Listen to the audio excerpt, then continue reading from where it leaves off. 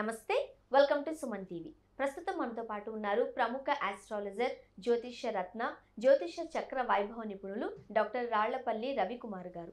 నమస్తే గురుగారు. నమస్కారం అమ్మా. గురుగారు, 2024 మార్చి నెలలోని ద్వాదశ రాశుల్లో వివిధ రాశుల వారికి ఏ విధంగా ఉందో మనం తెలుసుకుందామండి. ముందుగా మార్చి నెలలోని ద్వాదశ రాశుల్లో నవగ్రహాలు ఎక్కడెక్కడ ఉన్నాయి? తప్పకుండా అండి. శరదిందు సమాకారే పరబ్రహ్మ స్వరూపిణి వాసరాపీఠ నిలే సరస్వతి నమస్తుతే. సుమన్ టీవీ ప్రేక్షకులకి నమస్కారం. తాకట్టులో ఉన్న బంగారాన్ని విడిపించి ఆ రోజు ఆన్లైన్ రేటుకే మేము కొంటాం. Sharma gold company. నవగ్రహాలు ద్వాదశ రాశుల్లో మార్చి నెలంతా ఎక్కడ ఉన్నాయో ఇప్పుడు తెలుసుకుందాం. ముందుగా సూర్యుడు వచ్చేసి మనకి మీనరాశిలో ఉన్నారు. అలాగే మనకి బుధుడు వచ్చేసి అదే మీనరాశిలో నీచ స్థానంలో ఉన్నారు. నెక్స్ట్ గురువు వచ్చి మనకి మేషరాశిలో ఉన్నారు. అలాగే రాహు మనకి మీనరాశిలో ఉన్నారు. అలాగే కేతు వచ్చేసి మనకి కన్యారాశిలో ఉన్నారు. ఇక శుక్రుడు మనకి కుంభరాశిలో ఉన్నారు. అలాగే శని స్వస్థానమైన కుంభరాశిలో ఉన్నారు. అలాగే కుజుడు కూడా మనకి కుంభరాశిలో ఉన్నారు. ఓవరాల్గా చూసుకుంటే కనుక కుంభరాశి మీనరాశిలో మూడు గ్రహాలు చొప్పున ఉన్నాయి. కాబట్టి ఈసారి కొంచెం జాగ్రత్తగానే చెప్పుకోవాలండి. గురుగారు, మార్చి నెలలోని ద్వాదశ రాశుల్లో అన్ని రాశుల గురించి ఒక్కొక్కటిగా మీరు తెలియచేశారు. అలానే చక్కటి పరిష్కార మార్గాలు కూడా సూచించారు. మరి చివరి రాశి మీనరాశి. మీనరాశి గల వారికి ఈ మార్చి మాసం అంతా కూడా ఎలా ఉండే అవకాశం ఉందండి? అలానే చక్కటి పరిష్కార మార్గాలు సూచిస్తారా? తప్పకుండా అమ్మా. మీనరాశి అనగానే మనకి పూర్వభాద్ర 4వ పాదం, ఉత్తరభాద్ర 1, 2, 3, 4 పాదాలు, రేవతి 1, 2, 3, 4 పాదాలు. ఈ నక్షత్రాల సమూహం వచ్చేసి మనకి మీనరాశిలోకి వచ్చింది. సో మీనరాశి వారు ప్రస్తుతం మటుకు దేవుడి వల్ల గురుబలం పరిపూర్ణంగా ఉంది ఈ మాసం అంతా. సో అలాగే రాహు మటుకు రాశిలోనే ఉన్నాడు. సప్తమ స్థానంలో కేతు ఉన్నాడు. వ్యయ స్థానంలో శని ఉన్నాడు. సో గురుబలం పరిపూర్ణంగా ఉంది కాబట్టి అవివాహితుల వివాహం, సంతానం లేని వారి సంతానం, నిరుద్యోగులకు ఉద్యోగం, ఉద్యోగస్తులకు ప్రమోషన్స్, ఉద్యోగస్తులు foreign tour visits, assignments, okay, అవన్నీ ఉన్నాయి. కానీ వ్యయ స్థానంలో శని ఉండడం చేత డబ్బు ఖర్చు ఎక్కువగా ఉండడం, నిద్ర పట్టకపోవడం, వృధా ఖర్చు, వృధా ప్రయాస, ట్రావెలింగ్ చేయడం, చిన్న అనారోగ్యాలు కలగజేయడం అది జరుగుతుంది. కాస్త ఇబ్బందికరమైన పరిస్థితులు ఈ మాసం అంతా ఎదుర్కోవాల్సి ఉంటుందేమో. ఎందుకంటే రాహు కూడా రాశిలో ఉన్నాడు కదండి, సేమ్ కన్యా రాశి లాగా. సో రాహు కూడా రాశిలో ఉన్నాడు. స్ట్రెస్, స్ట్రెయిన్, మానసిక ఆందోళన ఇవన్నీ కలగజేయడం. సప్తమ స్థానంలో కేతు ఉన్నాడు. సో అది కూడా విపరీతమైన స్ట్రెస్, ఇమీడియట్ బాస్తో ప్రాబ్లం, కొలీగ్స్తో చిన్న ప్రాబ్లం, దెబ్బలాట్లు, అలాగే భార్యాభర్తల మధ్యన అన్యోన్యత లోపించడం, ఇవన్నీ కూడా జరిగేందుకు అవకాశాలు ఎక్కువగా అన్నమాట. కాబట్టి ముఖ్యంగా మనకి శని బలం లేదు, రాహుబలం లేదు, కేతు బలం లేదు. ముఖ్యంగా ఈ 3 బలాలు లేకపోవడంతో అనవసరమైన మామూలుగానే మీనరాశి వాళ్ళు చాలా సాఫ్ట్గా ఉంటారు. సాఫ్ట్, నిదానం, కూల్గా ఉంటారు. సో అలాంటి వాళ్ళకి 100% స్ట్రెస్ అనేది యాడ్ అయిపోయింది ఇప్పుడు. సో ఆ స్ట్రెస్ని ఎక్కువగా తీసుకోలేని వాళ్ళు కొంచెం అనారోగ్యం పాలయ్యేందుకు అవకాశాలు ఉన్నాయి. ప్లస్ మనసులో ఉన్నది ఏది కూడా వాళ్ళు బయటికి చెప్పరు. సో అలాగే వాళ్ళు మదన పడుతూ ఉంటారు, బాధపడుతూ ఉంటారు. దాంతో కూడా ఇంకో అనారోగ్య అవకాశాలు ఎక్కువగా ఉన్నాయి. సో వెయిట్ తగ్గిపోవడం, వెయిట్ లాస్, లేకపోతే అంటే ఆరోగ్యం మీద కూడా దాని ఎక్కువగా ప్రభావం ఉంటుంది. ఎందుకంటే వీళ్ళు ఎవరితో పంచుకోరు, ఎవరికి ఏం చెప్పరు. ఏదైనా ఎవరైనా తిట్టినా కూడా పోన్లే వాళ్ళ మానాన్ని వాళ్ళే పోతారని ఎన్నైనా సరే వాళ్ళు తీసుకుంటారు. కానీ వాళ్ళు అవతల వాళ్ళకి ఎక్స్ప్రెస్ చేయరు, లేదా చెప్పరు, తిట్టరు అవతల వాళ్ళని. సో అవన్నీ కూడా ఇంపాక్ట్ ఎక్కువైపోతుంది. ఇప్పుడు ఏలినాడ్సిన ఇంపాక్ట్, ఆ ఇంపాక్ట్ అన్ని ఇంపాక్ట్లు ఎక్కువైపోతాయి అన్నమాట. సో ప్రస్తుతం ఒక గురుబలం చేత ఇవంతా నడుస్తుందండి. మళ్ళీ ఏప్రిల్ వచ్చిందంటే గురుబలం కూడా తక్కువగా ఉంటుంది. కాబట్టి మీరు ధైర్యంగా ఉండండి. ఏదైనా సరే ఓపెన్ అప్ అవ్వండి. ఏదైనా సరే బయట ఏమైనా అనాలన్నా కూడా అనేసేయండి. ఏది దాచుకోకండి, ఎక్కువగా బాధపడకండి. ఎవరినైనా నొప్పిస్తున్నారని మటుకు మీరు ఫీల్ అవ్వకండి. సో ఎవరైనా కూడా వాళ్ళకి డైరెక్ట్గా చెప్తే ఉత్తమం ప్రస్తుతానికి.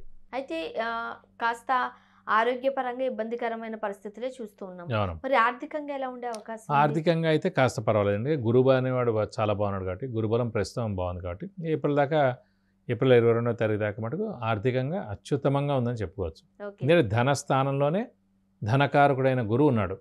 సో 100% మనకి ధనానికి ఏ ఇబ్బంది ఉండదు. అండ్ ఉద్యోగస్తులకి ఎలా ఉంటుంది? స్థానచలనం కావచ్చు. ఉద్యోగస్తులకు కూడా స్థానచలనం తప్పదు. ఎందుకంటే 12వ స్థానంలో శని ఉండడం చేత, ఏలినాటి శని స్టార్ట్ అవ్వడం చేత ఖచ్చితంగా ఇల్లు మార్పు కానీ, ఉద్యోగ మార్పు కానీ, ట్రాన్స్ఫర్ అవ్వడం కానీ, అంటే వేరే ఊళ్ళో ఉద్యోగం చేయడం కానీ, సో ఖచ్చితంగా ఉండేందుకు అవకాశాలు ఎక్కువగా ఉన్నాయి.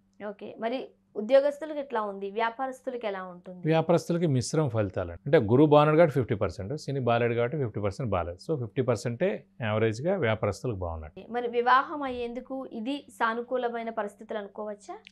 గురుబలం పరిపూర్ణంగా ఉంది కాబట్టి ఏదైనా సరే ఖాయపరచుకోవడం, లేదంటే ఎంగేజ్మెంట్ చేసుకోవడం, లేదంటే పెళ్ళైనా అయిపోవడం అనేది మటుకు ఏప్రిల్ 22వ తారీఖు లోపలనే ఉందండి. సో అది దాటితే కనుక మెల్లిగా అంటే టైం పడుతుంది, మళ్ళీ ఇంకొక ఏడాది పడుతుంది అన్నమాట.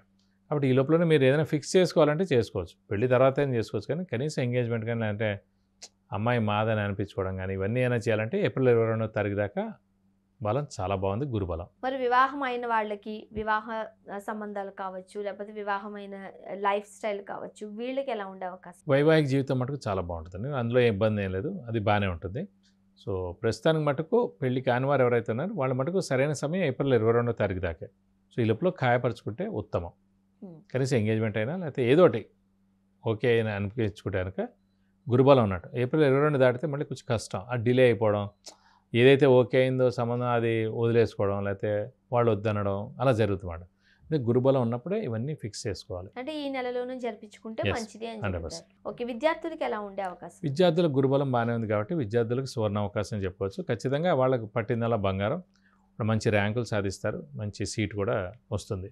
అంటే కొంతమంది సంతానం కోసం చూస్తూ ఉంటారు, మరి వాళ్ళకి ఇది సానుకూలమైన పీరియడ్ అనుకోవచ్చా? అదేనండి, ఏదైనా సరే ఏప్రిల్ 22 లోపలనండి. మళ్ళీ దాటితే కనుక గురుబలం తక్కువగా ఉంది కాబట్టి 50-50 ఛాన్సెస్ ఉంటుంది అన్నమాట. సో ఏప్రిల్ 22 లోపల వాళ్ళు ఓకే అనుకోవడానికి ఖచ్చితంగా సంతానం కలిగేందుకు అవకాశాలు ఎక్కువగా ఉన్నాయి. సాధారణంగా మనం కొన్ని పరిస్థితులు చూస్తూ ఉంటాము. అంటే విద్యకి సంబంధించి బాగానే ఉంది, ఆరోగ్యానికి సంబంధించి బాగానే ఉంది, కానీ ఇబ్బందికరమైన పరిస్థితులు ఎటు నుంచి వస్తాయో తెలియకుండా ఉంటుంది.